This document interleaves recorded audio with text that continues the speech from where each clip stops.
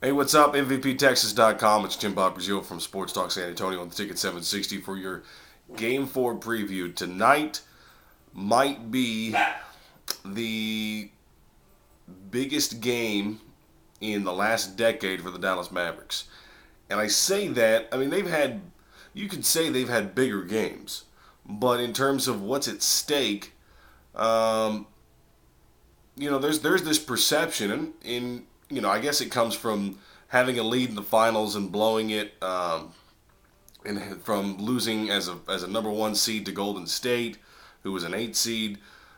There's this perception that the Mavericks are soft, and tonight, if the Mavs can't find a way to win tonight, and they fall down 3-1 to the Spurs, they're mentally shot.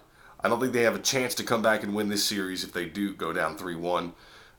And it kind of validates everything that's been said about the Dallas Mavericks, that perception of being soft over the past decade.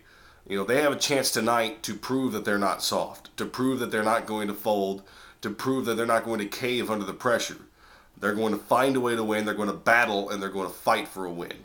Or they're going to just completely crack. They look like a shell of the team that showed up in Game 1. They look like a shell of the team that reeled off like 13 straight wins in the second half of the season to get to a point where they were the number 2 seed. And they have some internal frustration going on. Caron Butler didn't play at all the second half. His confidence has to be shot. Caron Butler got yanked in the second half and lost his job to J.J. Barea. And the Spurs completely took Caron Butler out of what he does. That's part of it. He wasn't effective. And so Carlisle just pulled him and benched him in the second half. Sean Marion, who for most of the game was guarding Manu Ginobili and kept him in check for 3 quarters until he broke his nose. And then Manu came back, and it looked like a lot of times in the fourth quarter, at least a few times, he was being guarded by J.J. Barea, and he went off. And Sean Marion had a quote in the paper after Game 3. It said something to the effect of, "I don't how effective can I be when I'm being pulled in and out like a rag doll?" And he took a shot at Carlisle for his inconsistent rotations. There really is an issue with Rick Carlisle and his rotation with the Dallas Mavericks, and there's even players to this point now are calling it out. Jason Kidd didn't go to practice yesterday. Now I'm not, he was resting. I don't think it's because he was, trying to be a malcontent. I mean, Jason Kidd's a professional. He's going to show up tonight. That if there's anything you can bet 100% and take to the bank, it's that Jason Kidd's going to show up tonight and give his team the best chance to win. It's up to the rest of the guys to step up too. Jason Kidd can't do it by himself. Dirk Nowitzki's going to make his shots. The Spurs are content with guarding him one-on-one. Antonio McDyess is doing a great job and making everything tough for Dirk. That's not to say Dirk's not going to hit those shots, because Dirk's Dirk, and he makes ridiculous shots. But McDyess is making it as hard as he possibly can on him, and they're taking other guys out of their comfort zone, like Caron Butler.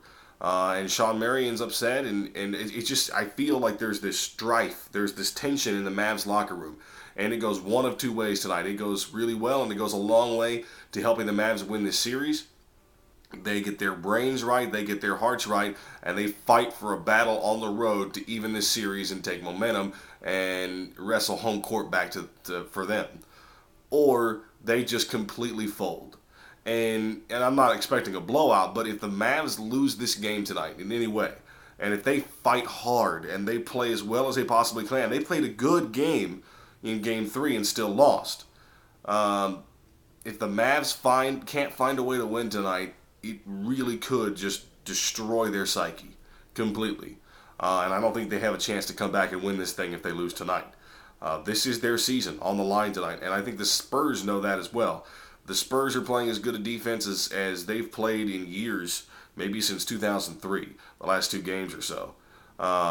It's really coming around. Richard Jefferson's playing great defense. He had a good game in game 2 offensively, but he didn't score that much in Game 3. He was still really good on playing a lot of defense on Jason Kidd, who was 1 of 7 from the floor.